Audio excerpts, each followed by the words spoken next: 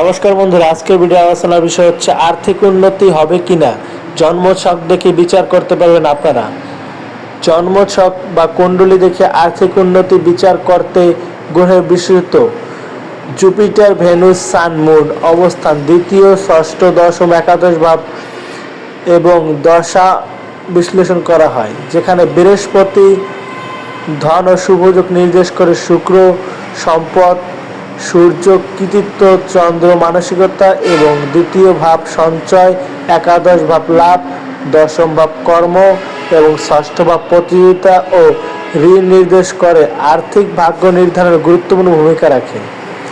আপনাদের দেখতে হবে যে শুক্র গ্রহ এবং বৃহস্পতি গ্রহ কোন ঘরে অবস্থান করছে।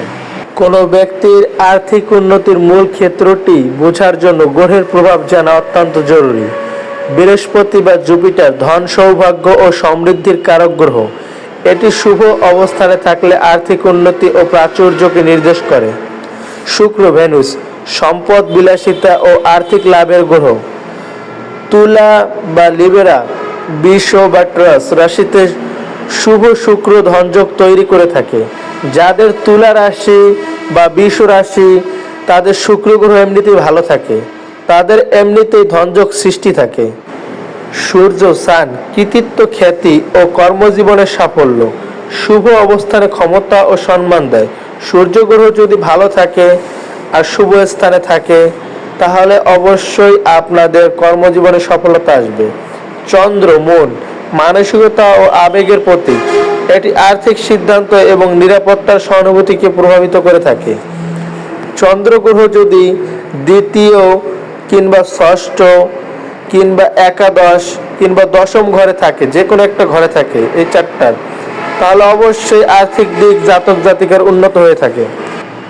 ভাব বিচার বা ভাব বিশ্লেষণ। দ্বিতীয় ভাব, সেকেন্ড হাউস, ধন সঞ্চয়, বাক শক্তি এবং পারিবারিক সম্পদকে নির্দেশ করে থাকে এই দ্বিতীয় ঘর।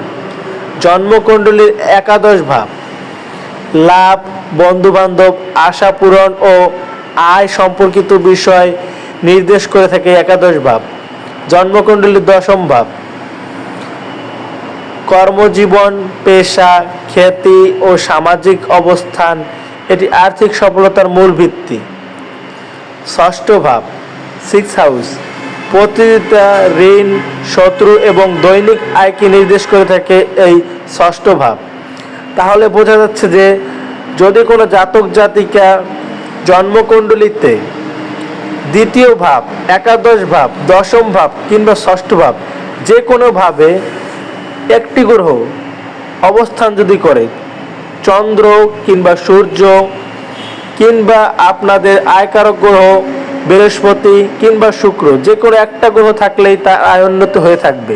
আর একটু সহজভাবে বলতে গেলে, কোনো জাতক জাতিকার যদি জন্মকুষ্ঠিতে দ্বিতীয় ঘর কিংবা ষষ্ঠ ঘর কিংবা দশম ঘর কিংবা একাদশ ঘরে এই সূর্য, চন্দ্র কিংবা শুক্র কিংবা আপনাদের আয়কারক গ্রহ বৃহস্পতি একটাই যদি অবস্থান করে কিংবা দুই তিনটে অবস্থান করে, তাহলে আরও তো সোনায় সোহাগা, আয় উন্নতি হবে অনেক বেশি। আর একটা গুরুত্বপূর্ণ জিনিস দেখতে হবে যে দশা ও গোচর ঠিক আছে কিনা। কোনো গ্রহের দশা চলতেছে তা আর্থিক জীবনে গতিপথ নির্ধারণ করে।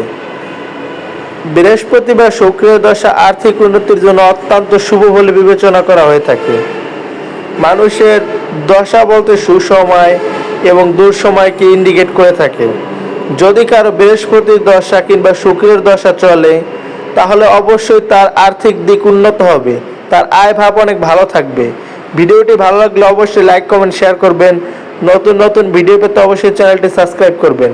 ধন্যবাদ বন্ধুরা।